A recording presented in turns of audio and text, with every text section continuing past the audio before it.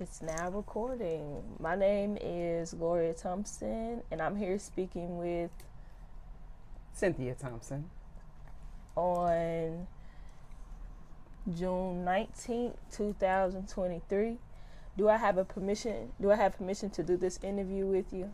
Yes, you do. Okay, can you please spell your name as you would like it to appear in this project? Cynthia, Cynthia Thompson, Thompson. Okay, so we're going to start off pretty light. Can you just tell me about yourself and what makes you unique? Oh wow. So I'm a wife of 31 years. I am a mother of 7 children. I am a community activist. Currently, what makes me unique, I think, is my special love and passion for Black women's health and working with an organization called Girl Trek. So that is one of my unique powers, I think. Okay. Next question is, can you tell me a little bit about how you grew up? Well, I grew up in Chicago. I was born and raised on the west side of Chicago. I was born in 1970, so my childhood, I think, even though I grew up where it was considered the ghetto, my family and the love that they showed for all of us wrapped around us, and the encouragement and empowerment that they gave to us, we never felt like we were in the ghetto. So we had, and I never actually knew that I was poor or that my family was poor. I think that's because we were very rich in love and in family relationships. Okay. So tell me about your first experience coming down to Jackson. So actually, I will say this, that when I came to Jackson by way of Jackson State University, I had earned a full ride scholarship that was paying for everything, tuition, room, board, and so I was coming here and knew nothing about it. And I will say that my grandmother, which is my mom and dad, are the first generation outside that wasn't born in Mississippi. Let me just say it that way. So my grandmother, my grandparents were, and the grandparents before them were. So my grandmother was very upset about me coming to Mississippi. I couldn't understand why she couldn't be excited for me to graduate or to go to a college. But she just was upset about me going to Mississippi because she had a lot of, I suppose it was bad memories. She never shared them with us. She just shared that she was not happy about me coming back to Mississippi. So my first encounter with coming to Mississippi was at Jackson State University. And I actually had a really great experience. Met a lot of loving people, caring people, friends that we're still friends to life. I met my husband, at that time, friend and boyfriend, but now currently my husband. And life I loved Mississippi. I loved Jackson. I loved everything that was going on at that time. And that was, late 80s, early 90s. Just a up and popping city, growing, so. What about that experience at Jackson State made you fall in love with Jackson? I think just first of all, just being around positive, inspiring, encouraging Black people, and learning my history, actually. Like learning where we came from, learning about the plight of Black people, and learning about there were people here in our city that were fighting to keep us free, to keep us educated, to keep us having rights to vote, to change laws and legislation. They were doing that, you know. They were doing that back then. I went to several meetings under the late Lumumba. He was our former mayor as well. But that's back when he was young, and just was inspired to begin to liberate our people, you know, to even go back home to my family and my community to tell them that, hey, we don't have to live like this, you know, let's make our place better. That's always how it's always been for me, even once I came down here. And I will also say that what about Jackson State is right down the street from Greater Bethlehem Temple Church, which is my church, my home church now for over 31 years. But I fell in love with the family there. They welcomed me in as a student from Jackson State University, and they showed me love and care, and they wrapped their arms around me and my husband. So that's, you know, I think just the sense of family is what brought or made me fall in love with Jackson. Okay, the sense of family. Do you feel that Jackson State and your church gave you that sense of family? Absolutely, they did. Absolutely, they do. The professors at Jackson State at that time were very concerned about our education, are very concerned about our being successful and productive citizens in the world.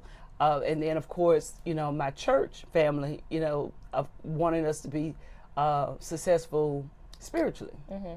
You know, so yes, those two things were major factors. And then I think just the people, all of the other people outside of that, I've learned that it's just really good-hearted people here in this city.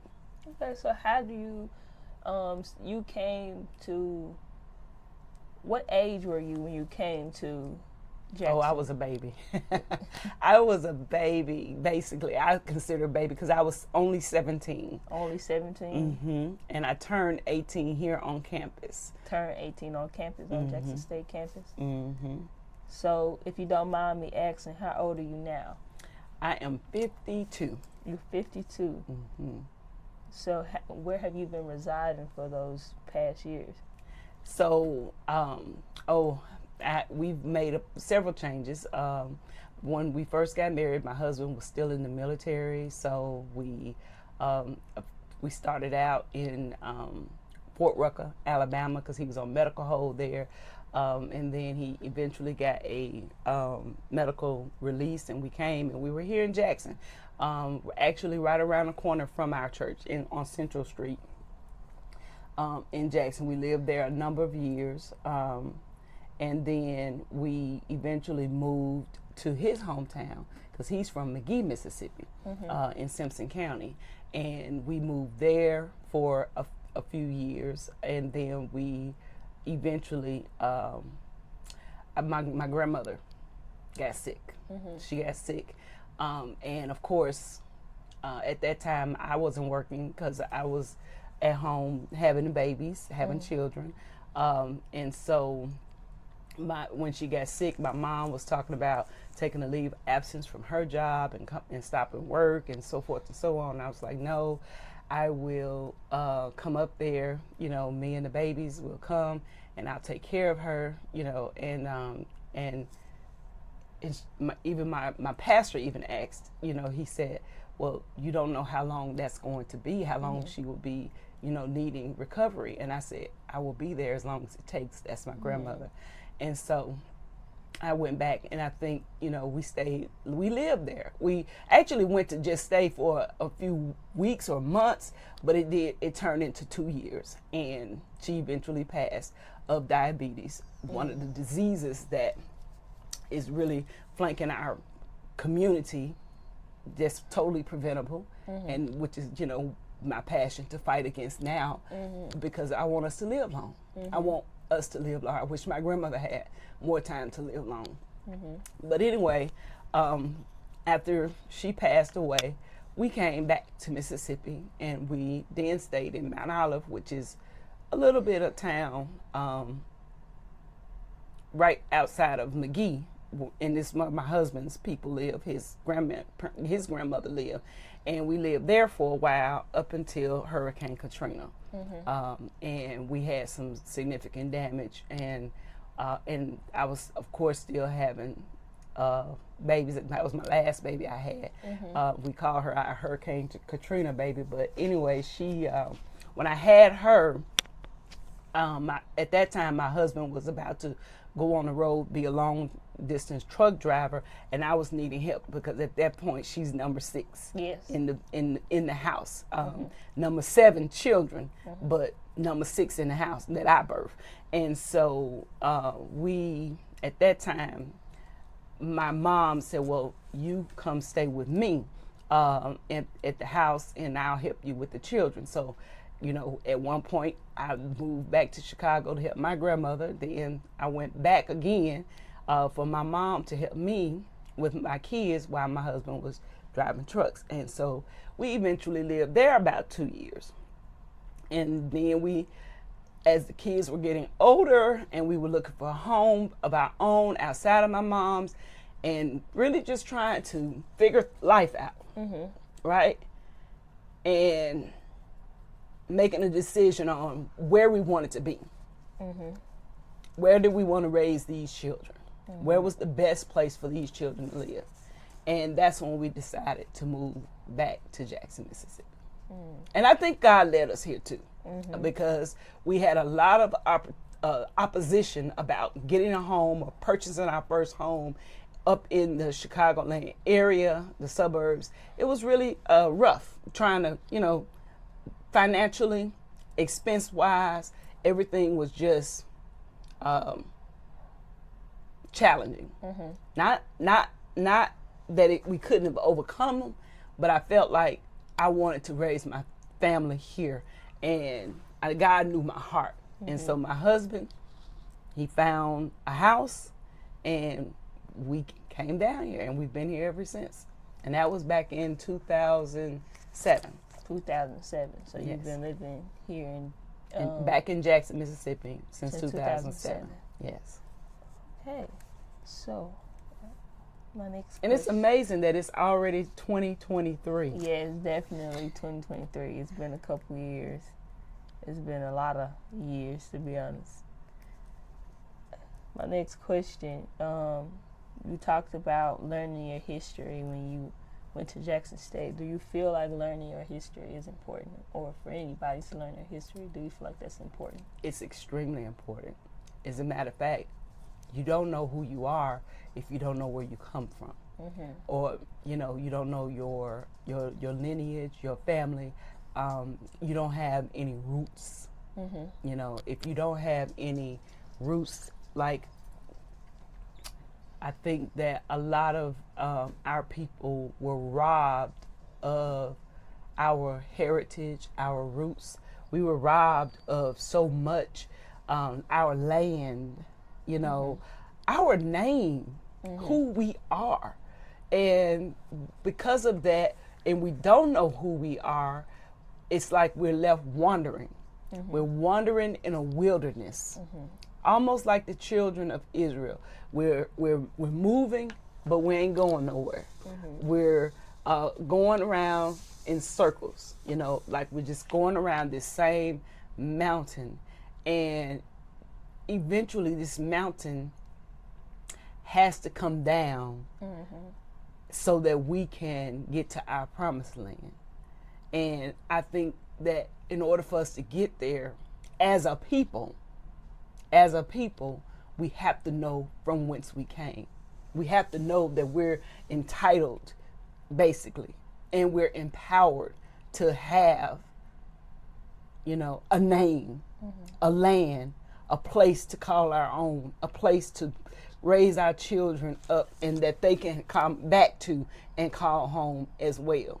We have to have that, and we can connect it all the way back to our motherlands. You know, and it's so important for people to know where they came from. And so we won't make some of the same mistakes that have been made in the past, or allow evil to rise up and rob us from our future. Okay, so we're gonna go back to how you grew up. So you talked a little bit about where you grew up in Chicago. But the next question is, who raised you, and how can you describe how they raised you? My mom, my dad raised me. My grandmother, my aunts, my uncles, my entire village, I would say, raised me. You said who raised me, and how would you describe how they raised you? Like I said, we just have always been such a close-knit family of just love and care and taking care of one another. You know, they let you know that they have your back. Of course, we as a family, we have fights and we have squabbles. We have all of these things that any normal family have. But the main thing is love. My grandmother, let me just say this. My grandmother sacrificed her life for our family. She was the kind of person who gave. Take anybody in, took strangers in, took all of us in at one point. We were, even though we were cousins, we were raised like brothers and sisters because we all lived together. At one point, you know, not all the time, but at one point we've all lived together. And even if we didn't live together, I don't know if people remember the movie where it was, I think at Big Mama's house or something like that. But anyway, I can't remember exactly. I do remember this scenes of how every Sunday afternoon the whole family was coming together and cooking all of this food and eating. That was us. That was us in my family, even in Chicago, at my grandmother's house. Everybody cooked. Every Sunday, she would cook every Sunday. And after church, we all go over there and we play and we have fun, and we played outside. We had all kind of children's game, as far as the hide and seek, double dutch, hula hooping, just everything, playing house, making our own, like picking berries and greens and things like that, to try to pretend like we were cooking, like we were cooking, like mama and them was cooking or picking greens or whatever.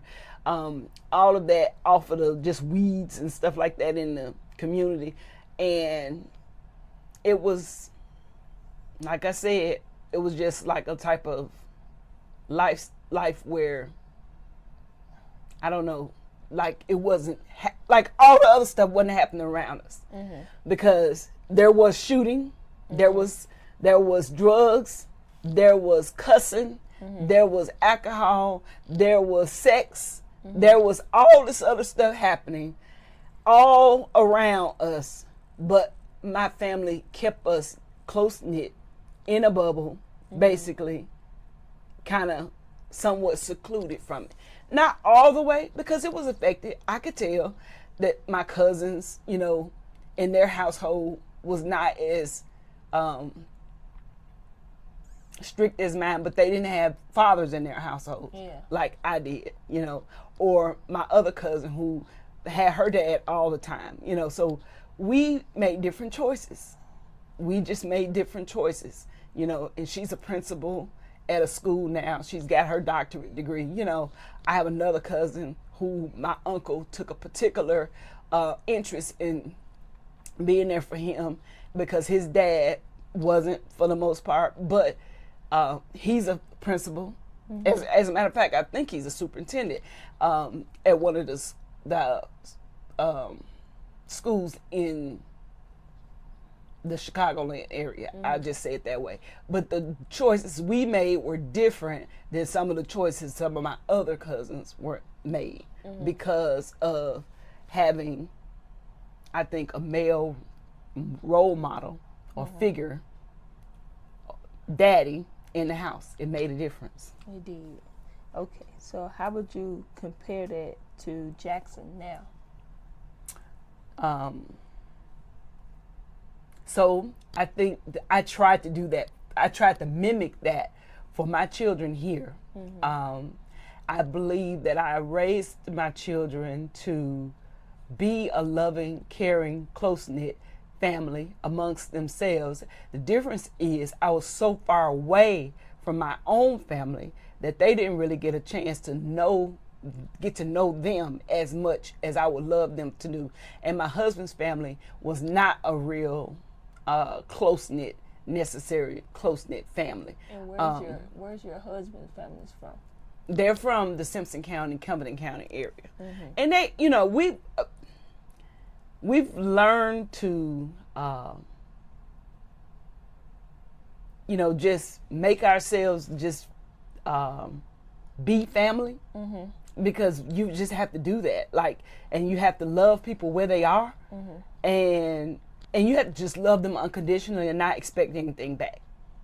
So we still reach out and be a part and participate with his family events if we know about them.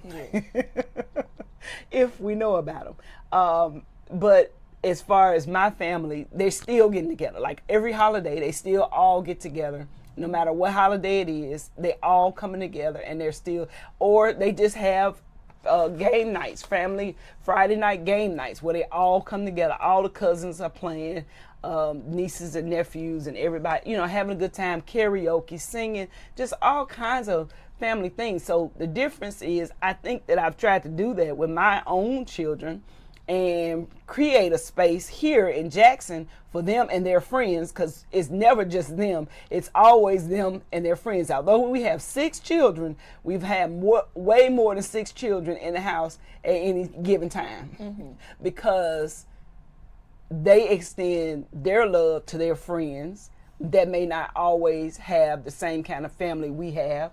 And so it's just a big, big family. And I kind of mimic that from my grandmother, doing the same thing. And my husband has a big heart, always taking people in.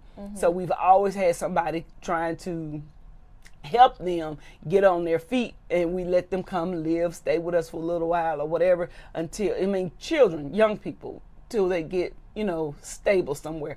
And that's just what we do. That's what we do. We take care of family.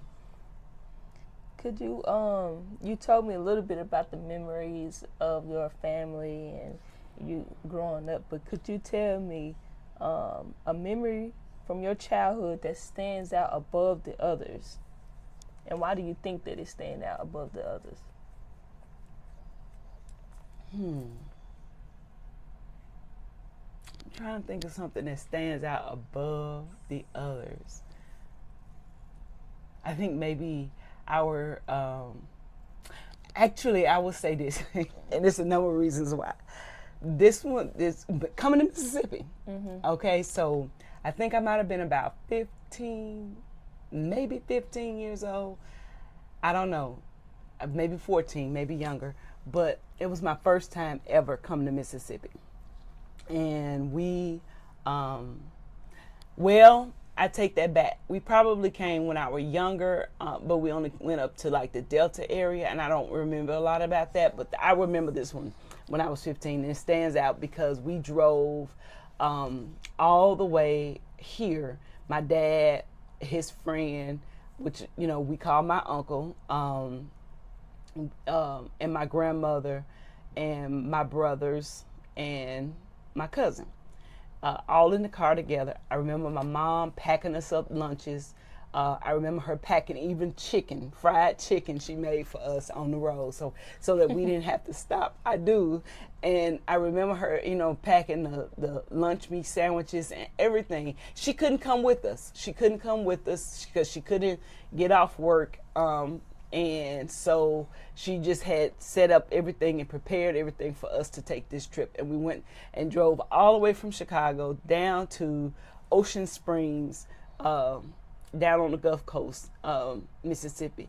And we had the best time, just like, I can't even describe it. And then even while we were there, we went over to New Orleans for what they call the World's Fest. And that was so many years ago. They've never had a World Fest anymore that I can even remember it. Maybe they have or not, but I do remember it was the World's Fest. And there was just so many people, and they, in the streets everywhere, and they were throwing beads and all these parades. It was my first experience with anything like that. Of course, growing up in Chicago, we did the Buck Billiken Parade. I do remember that, but it was nothing like when we came down to New Orleans. It was so much fun. I just remember being with my dad, with my grandma, my brothers, and all of the jokes and the laughter and just fun, just. And we went swimming, and that's what makes this memorable for me as well, because my dad, we would go swimming. My dad taught me how to swim, but I think that particular trip is what instilled a fear of swimming for me, because, up there, and maybe they did, and I just didn't know it, but we were swimming the beach at Lake Michigan, but I never encountered any wildlife. I never encountered anything in the water. I say it that way. But when we came down here and we were on the coast, I'm in the water, I'm playing, and something comes past my leg. I'm like, what is that? And it went back on the other side of my leg. I'm like, what is in this water? And they said, it's probably a fish. And even my grandmother on the shore, she said, reach down and grab it. I'm like, oh. And it would scare me so much that literally, and I ran out the water, and they would joke at me and say, Cynthia, walk the water like Jesus, because I ran so fast trying to get back to the shore and out of the water. And that has traumatized me to this day. I barely get in the water. I have to see to the bottom, and I have to be able to put my feet on the bottom. Yeah. But I can swim. But that was make that trip so memorable for me, because it was so much fun, and yet there was a traumatic experience that happened as well. Yeah. Could you tell me about a memory that you had raising your children that sticks out to you? Y'all have given me so many memories. My children have given me so many memories. Let me think what sticks out.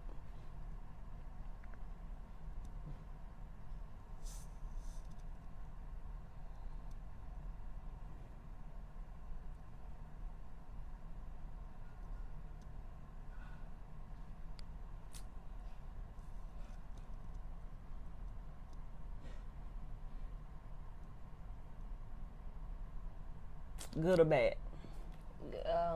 Just any memory. If you want to talk about the good first, you can talk about good, and then if you want to talk about the bad, you can talk about the bad.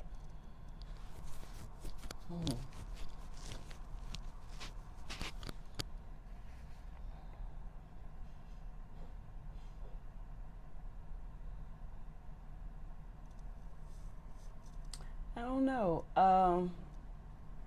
What I wanted to say,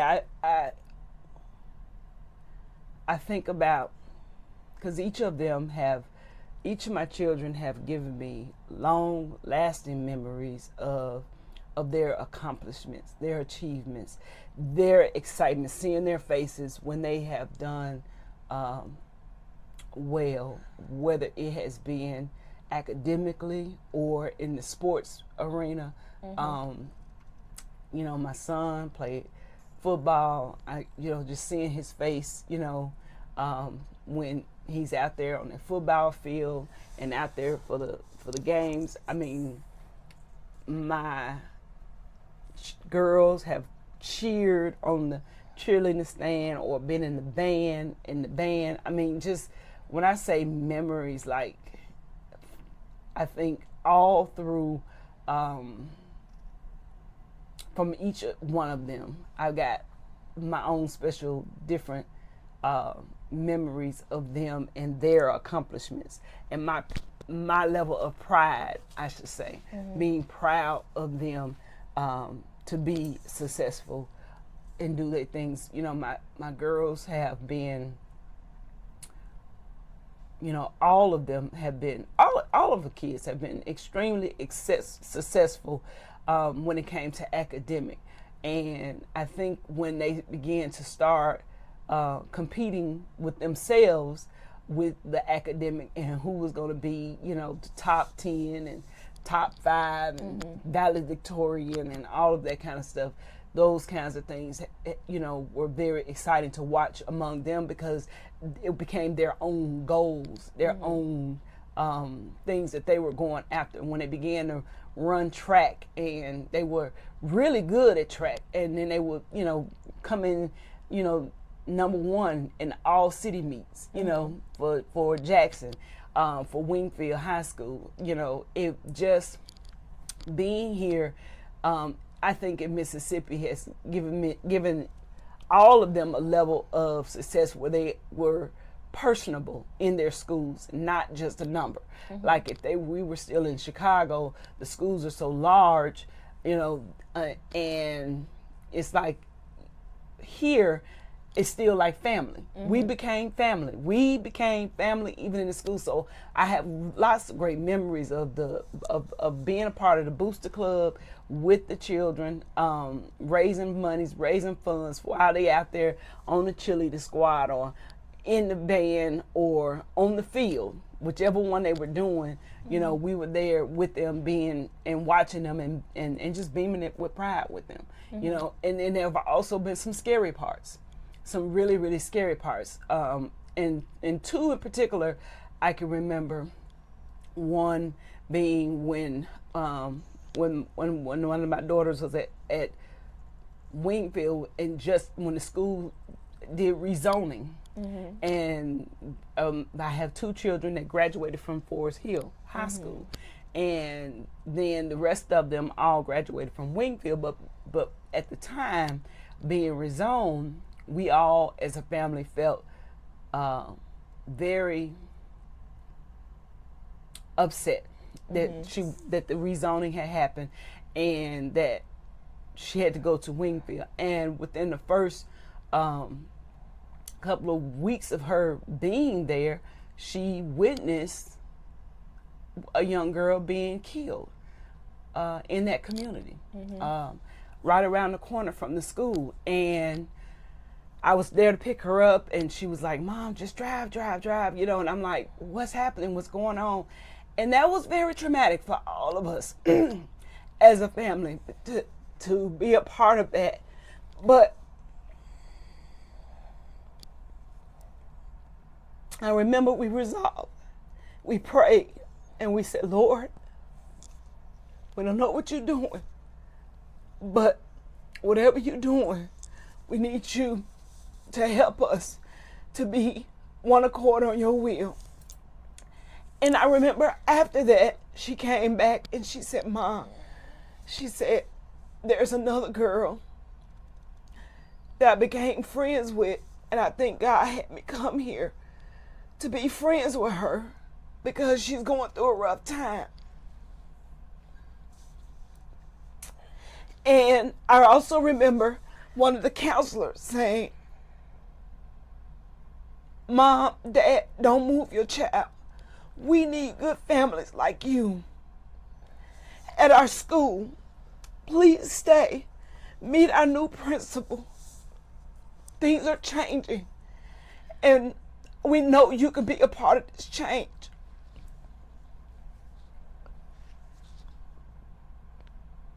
And we were. We were. I think that was like the turning point, because one thing I have learned, no matter where we are planted, we can bloom. When life throws you lemons, make lemonade. So regardless of what the situation is, we're called to make it better. Leave things better than when you came. And so we began to put in the work there at that school, and it has been forever changed since then. And you know, 3 more daughters come through and graduate, top of their class.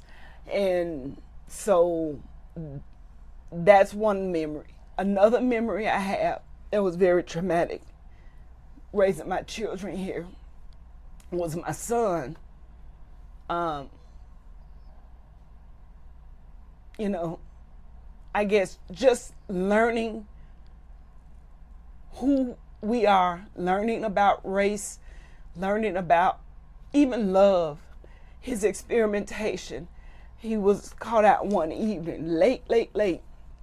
Wasn't even supposed to be out of the house. And ended up, my husband, of course, I said earlier, he was a truck driver. He come home and he said, you know, where are the boys? Where are the kids? And I'm like, aren't they in the living room? They weren't. I'm like, what's going on? And I say the boys because at that time we had taken in one of our little cousins, my husband's little cousin, along with my son. And it turns out that they were with some young girls that were white girls, out just, I don't know what they were doing, but they weren't supposed to be. But that part, it just sent a fear through my entire body, because I could envision my son here in Mississippi possibly being hung, accused of doing ungodly things to somebody when he wasn't, when they were just, I guess, being young teenagers. What anybody do, what anybody would be, you know, doing. But the difference is when you black and white in Mississippi, it makes a difference. It's not looked as the same. And I didn't even know how to handle the situation. But, excuse me, again, we prayed, and God blessed, and God helped us to have understanding and be able to love. And my son, he right now is doing wonderful. He actually, he graduated, he went to the military, and he ended up actually marrying a white person, a white girl, I should say. And now I have 2 beautiful mixed grandchildren. And I never would have saw that coming. Yeah. For myself, here in Mississippi, but that's where we are. And so we are a family that, and we love everybody. You know, sometimes everybody doesn't love us back. And that was the issue. And so those are some powerful memories for me. So let's go straight into our next category about raising children. And you kind of told me a lot. But I want to kind of draw back. Tell me about your experience becoming a parent, your first child. And Wow, that's beautiful, because I remember when God began to bless us. Well, first of all, I never, my oldest baby is 30 years old. And so 30 years ago, the ultrasound equipment, things like that weren't as fancy as they are these days. I mean, you can see whole features and face and know exactly your gender. Now they do all these big gender reveals, you know, and things like that. And I didn't have all of that. I did have a sonogram. I had, actually I had two with her, but they never could tell me whether it was a boy or a girl. They couldn't tell me. They didn't know. They, you know, it didn't show on there. So I remember I had 3 different baby showers. I had one from the ladies at the church. They blessed me with so much stuff. I had one with my Jackson State friends and family, that kind of thing, and my husband's job, things like that, and everything. And then we went back to Chicago, and we had one there for all of my family. And when I tell you that God had blessed us with so much stuff for that baby, that we didn't have to buy anything for her first 2 years of her life. Wow. I'm talking about including Pampers. We had to buy nothing. God blessed us abundantly. But everything was for a little girl. Absolutely everything was for a girl. And y'all did not know. And we did not know if it was a boy or girl. And I never told anybody it was a girl. I just didn't. I never knew. I just was like, and I can remember being on, and when I say everything was for a girl, I mean not just pink colors. I'm talking about baby stockings, hair bows, little patent leather shoes. My auntie went out because she just said she was claiming it to be a girl. It was going to be a girl. She was going to make it be a girl. And I was like, and I would joke and say, well, if any girl, it's going to be a boy with girl stuff on. And so I remember being on the delivery room table with her, and, you know, just like right before pushing her out. And I can remember saying, Lord, I said, I thank you for my baby. I thank you that it's a healthy baby. But Lord, what if it is a boy?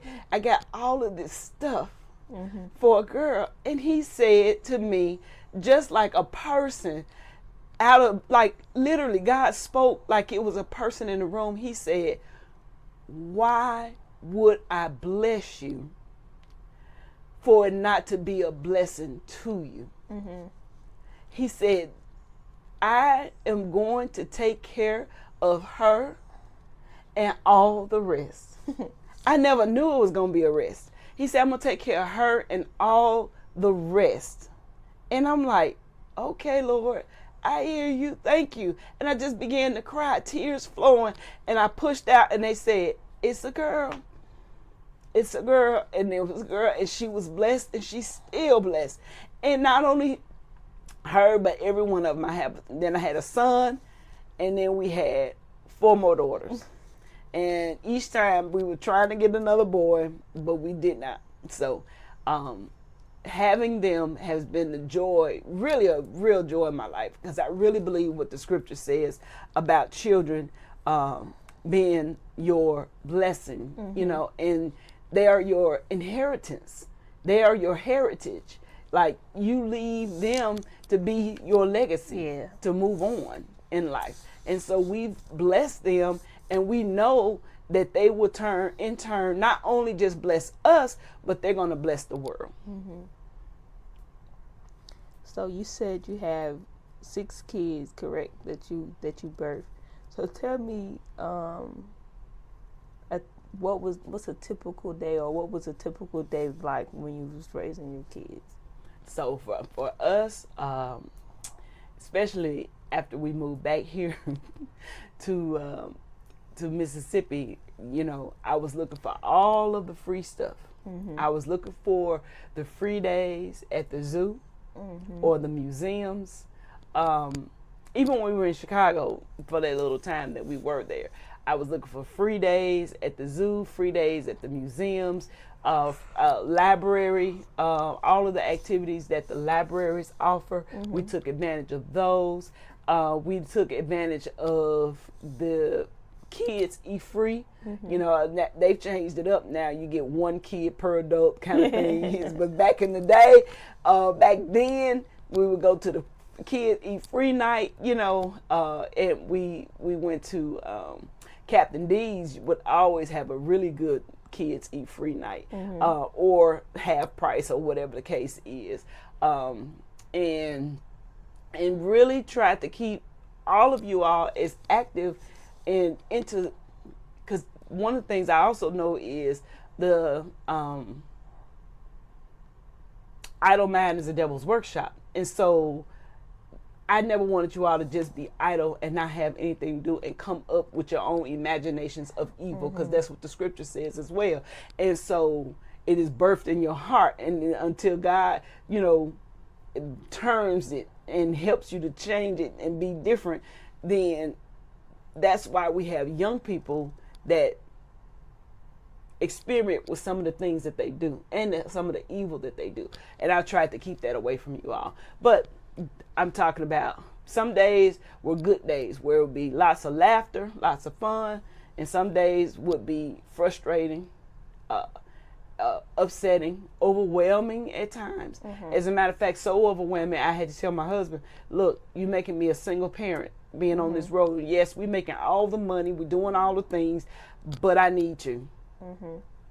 And he came off the truck, you know. And I remember when I went to my pastor, I said, you know, I want you to pray for my husband, you know, be able to be home. He said, well, he needs a job, don't he? Yeah, but God can give him a job here, you know, and not have to be on the road away from us, because I need him, you know, to help me with the children here. And God blessed in that way. So those are some of the overwhelming times that I was feeling like a single parent mom, you know, and I'm married, you know, and so my heart goes out to single moms, because they don't have that luxury to have a partner, you know, to help alleviate the load of the children, you know. And then another thing is, a typical day I would say is we couldn't afford daycare, so therefore I couldn't even afford to actually be working outside of the home because of that, you know. But God blessed where I was able to work at least part-time hours and work while y'all were in school, that kind of thing. So it was a lot, you know, it's a lot. A typical day is, and I would say this, I learned early to keep you all, I'm saying you all, I shouldn't say that, I'm sorry. But I have learned to keep them, make them independent. I learned to make them independent, like help me do things. And so I never just did like help me, like if I help you get your clothes out, you getting dressed, like put your shoes on, put your clothes on, tie your shoes. I taught them everything. I taught them lots of stuff that they knew how to do early on. Even at like 2 and 3 years old, they definitely, all of them by the time they were 2 were definitely potty trained, because we couldn't have the diapers and stuff, right? And then all of this, no hollering and crying and bottles and all that. I breastfed my children, and by the time they, you know, were getting ready for the bottle, you know, they pretty much were ready to get a cup and eat food. So, you know, that worked out a whole lot better. So that was a typical day, I guess. So how do you describe your role?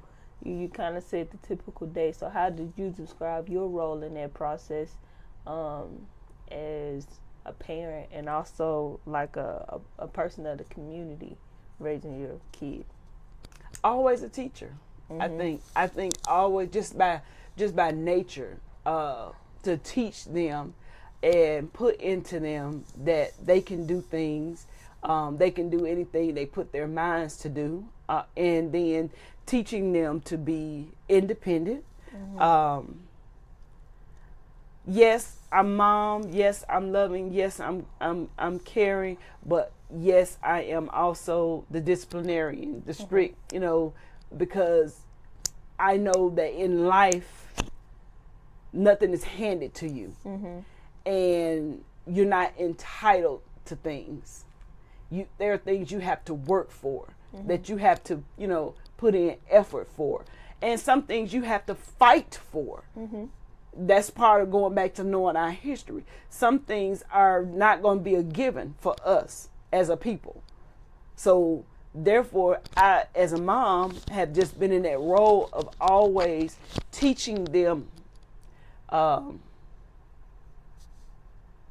to be aware of at all times, alert, sober-minded, think clearly, and make decisions and choices, and stand by it and know that there are consequences for every choice that you make. There are consequences, whether they're good or bad. You make a choice, but that's what you're living with. And if you make a bad one, we can recover from that. We can recover from that. So that's one of the things that I've always, taught my children, is it's your choice, but once you make it, this is what the consequences could be, and this is what the outcome could be. Okay, so who will your support system as you raise your children, or when raising your children? Definitely God, definitely my husband, definitely some of the sisters in the church, the mothers in the church. The mothers in the church, oh my Lord. I had one mother that took me in under her wings like I was her own, and she showed me so much love and care and taught me how to mother and parent as well as be a wife. And so much so that I named one of my children after her, and that was Mother Gloria Terry. And I have a daughter that is named Gloria because she was just that bedrock of, faithfulness.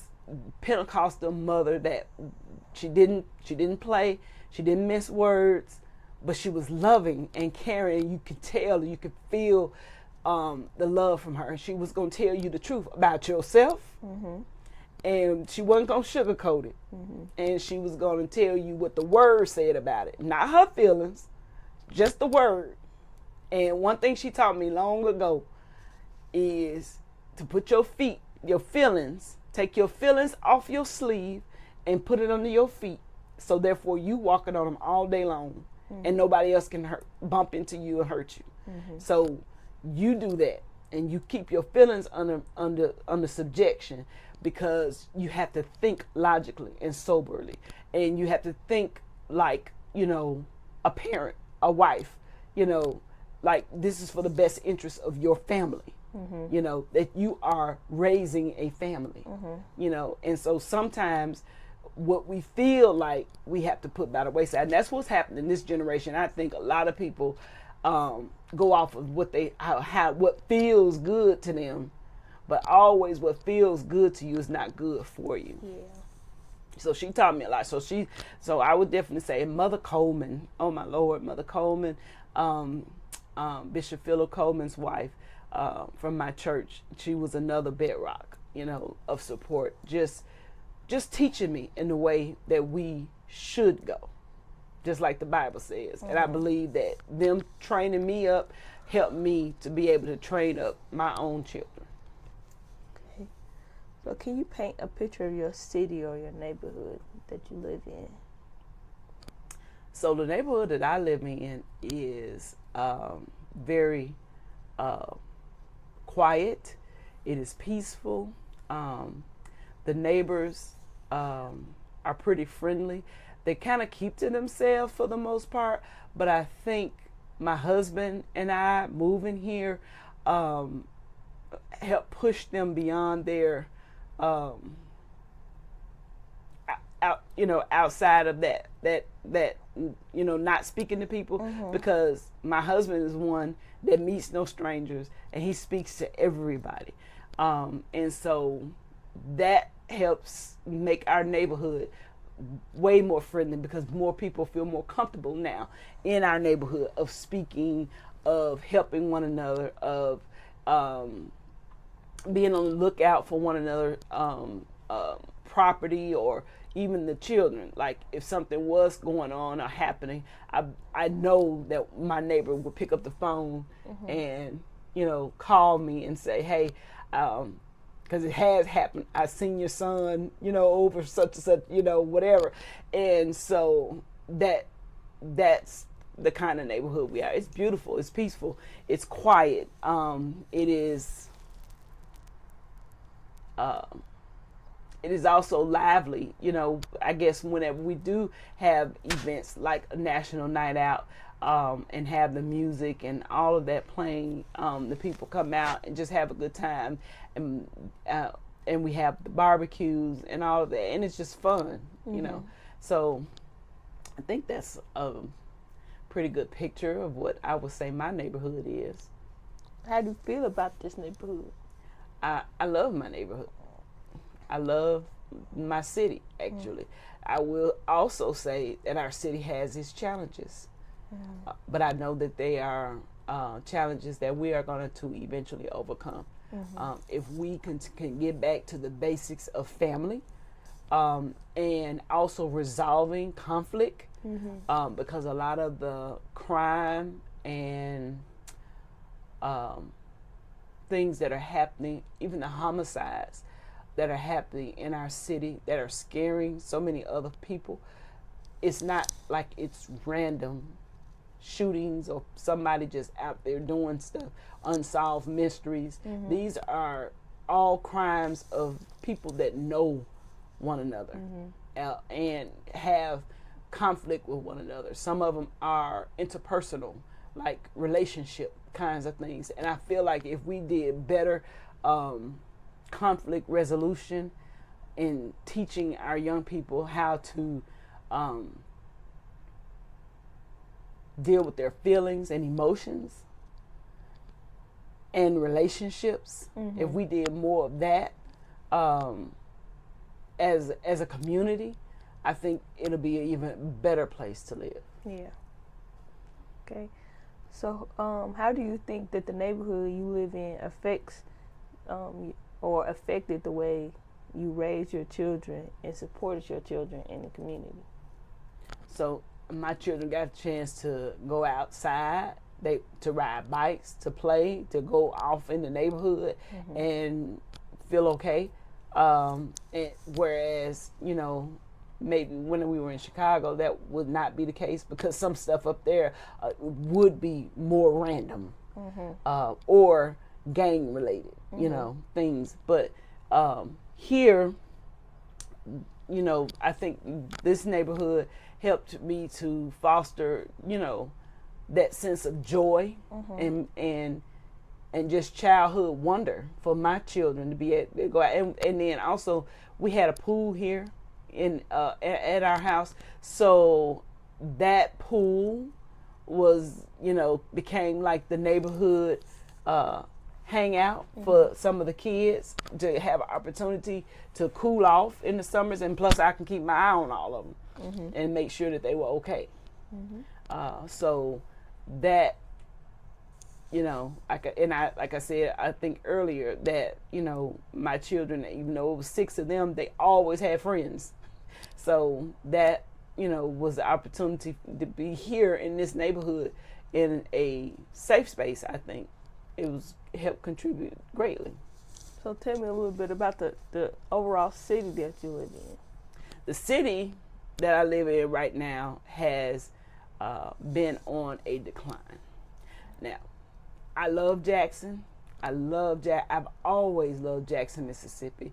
I've always been a supporter of Jackson, Mississippi. Even when people would, like my family, even my husband, would laugh at me because, he would say, want to go over here to this place to maybe Pearl or Flowood or wherever.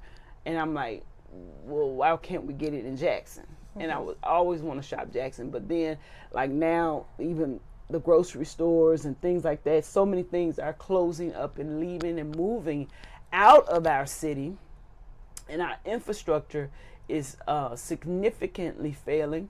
And it's failing because of the challenges of having the finances to maintain it. And so many people are moving out and moving to the other places that we have, that our tax basis has dwindled. Even our school system right now is being challenged with that because of the decline of enrollment at the schools. And so I have learned, because of course I didn't grow up here, I have learned that our city was very segregated at one point, and with the desegregation, what they decided to do was like build all of these, buildings where we have, I'm talking about with the school systems, with black and white. It was black this, white this, black here, black, so everything was doubled. And so now we're at a place where the enrollment has declined because people have moved out into other areas that we don't have as many students to fill these buildings.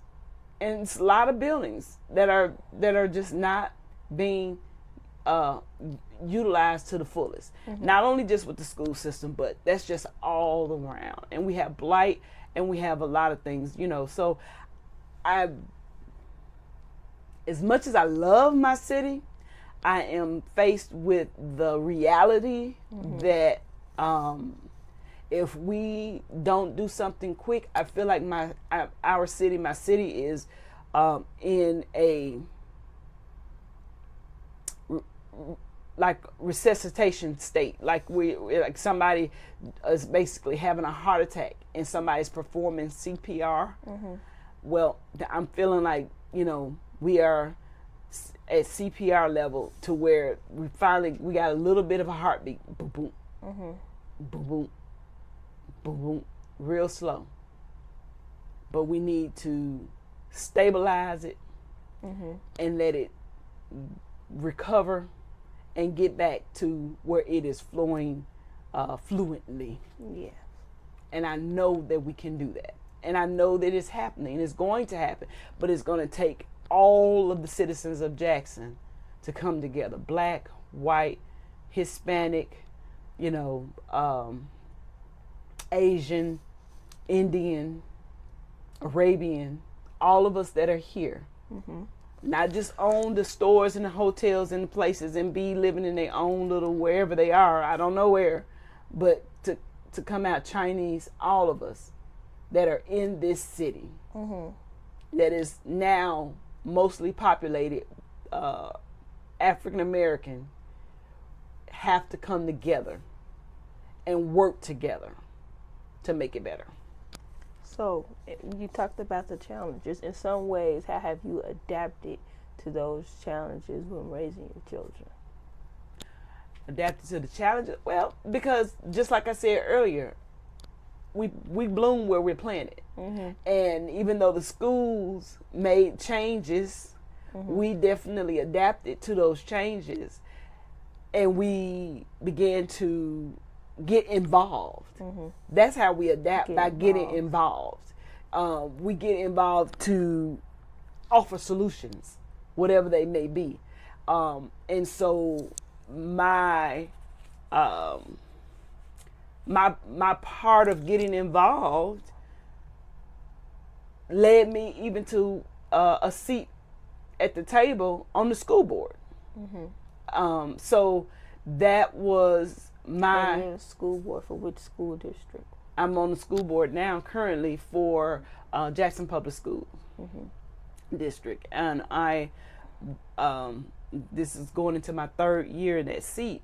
But before that, I was very much involved, going to the board meetings, speaking my voice, using the platform of the little 3 minutes that they give you just to voice concerns, constantly connecting with my councilman, my ward council person, Ward 6 council person, which currently that's Aaron Banks. And before that, it was Tyrone Hendricks, just constantly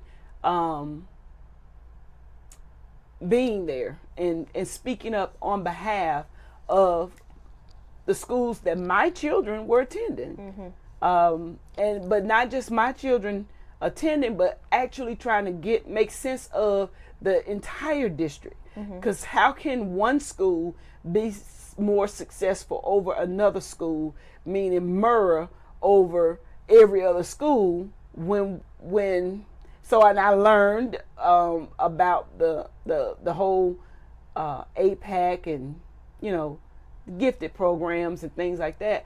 Well, now Jackson Public Schools has specialized programmings in all of the high schools, and it's wonderful. It's a beautiful setup, to where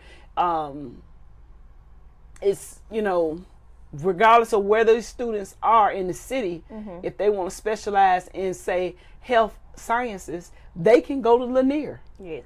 Yeah, you see, if they want to specialize in agriculture, they can come to Wingfield, and they have a whole garden and all of that kind of thing. And if they want to specialize in, I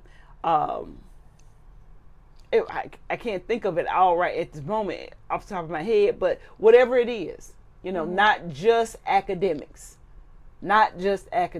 So the IB program at Jim Hill is wonderful. The APAC program at Murrah is wonderful. But then, Callaway, Provan, Forest Hill, Wingfield, and Lanier all also have specialized programming, including a special program we have on the campus of Tougaloo College.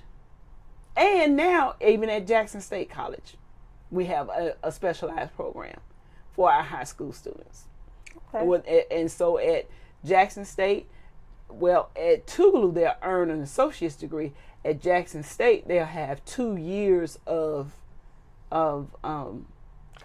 college experience. And when they graduate, they only have 2 more years to have their bachelor's degree from Jackson State University. And even when they go there, they automatically have funding to go to Jackson State to finish out those other 2 years.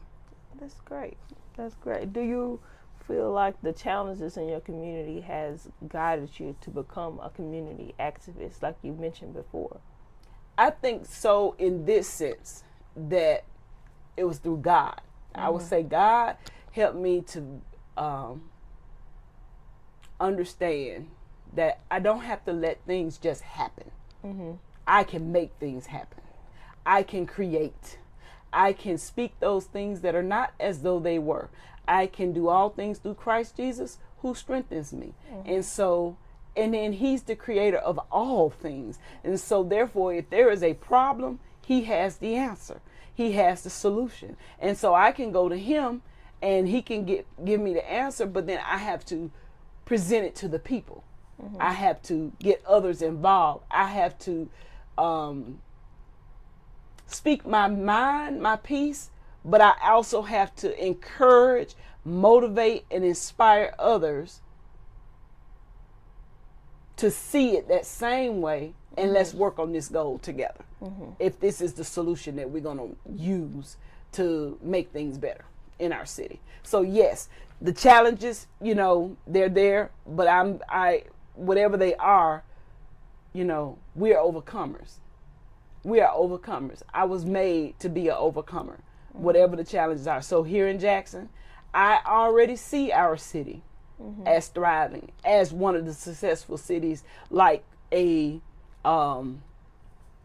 Charlotte, North Carolina, I think South Carolina, North Carolina. So, so I see us thriving as a beautiful, wonderful city with arts, with entertainment, with a safe nightlife, with restaurants, with safe walking spaces, riding bikes, sharing the road, with complete streets, actually, meaning that somebody can either walk or ride or be in a wheelchair, and then also have the busing or the cars, transportation, all modes of transportation for everybody. I see us being a thriving, active, beautiful city.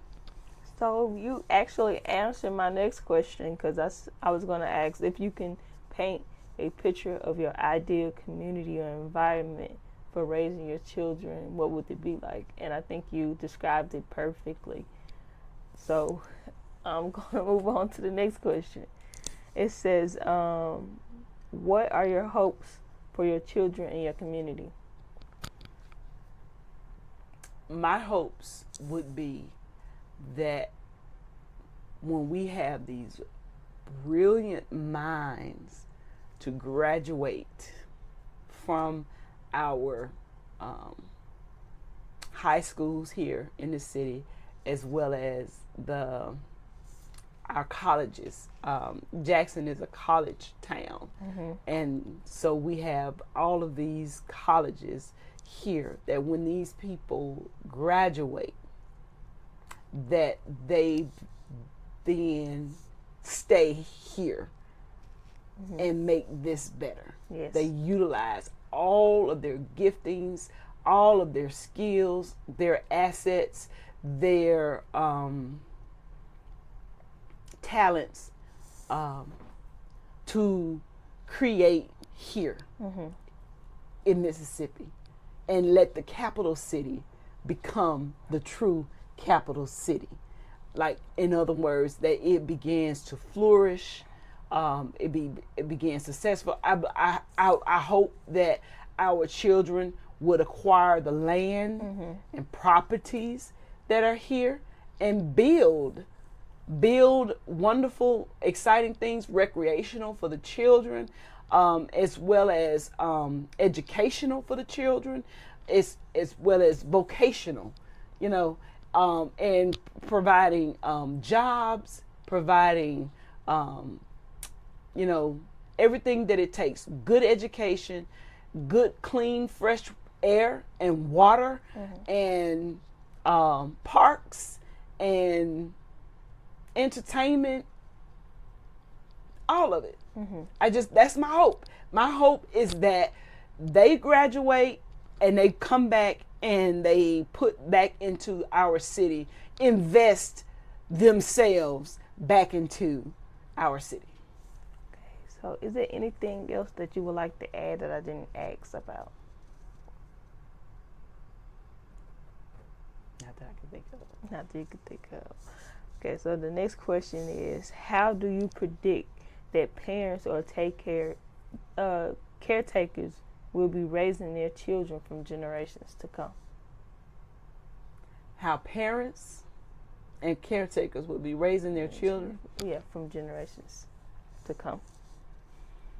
Actually, in reality, I think that it's going to be a very scary place, especially with technology and artificial intelligence and this wave of artificial information that is being pumped into our children, and no controls on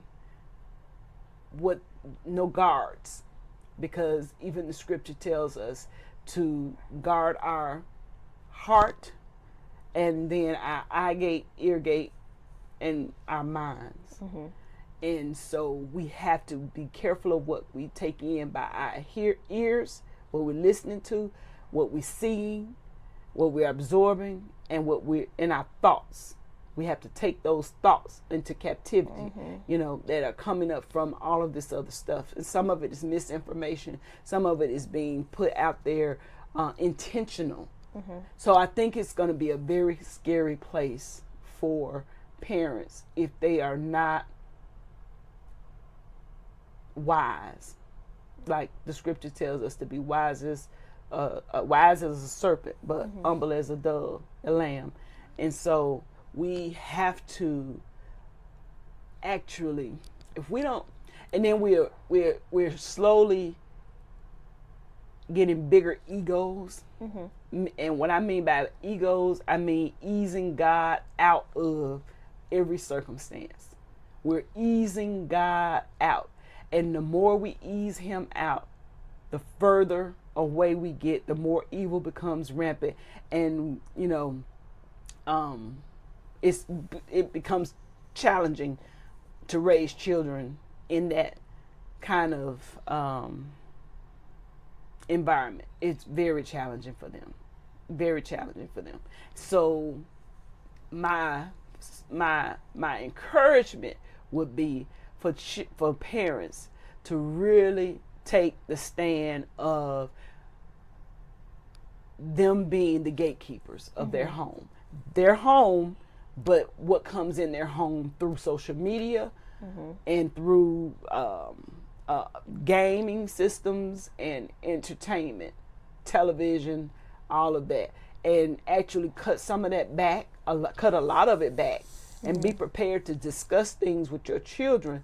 You need to learn it so you can discuss it with your children, but also take a lot of it back and get back into the actual real play and real outside, outdoors kinds of things, riding bikes with your children, going on a walk with your children. Take a couple of hours to do those kinds of things. Go outside and play some rope, double dutch, a sport, put your children in sports, things like that are going to stimulate their mind and body. And when they get home, they're so tired they're going to go to sleep. They're not trying to get in here and get on social media. Okay. So this is my last question. What do you think, in what ways do you think that sharing your own stories and ideas will benefit your children and future children to come? I think it benefits, storytelling is extremely important. That was how our history was handed down to us generations ago, through storytelling. Even when we were forbidden to read and write for many years, as being slaves, they were still able to pass down stories. They were still able to verbally, those that could communicate, they found different ways to communicate and pass the stories down, the history down. So it's very important, that we continue to do that. We don't always do that. It's really good to pull out the family photos and pictures and go back and tell the stories. Keep telling the stories, so that the next generation can know what the former generation went through. Okay. So again, Miss Cynthia Thompson, I want to thank you for doing this interview with me. I appreciate all your answers to the questions that I had, and I'm pretty sure that generations to come will love to listen to your story. Thank you. Thank you so very much. All right.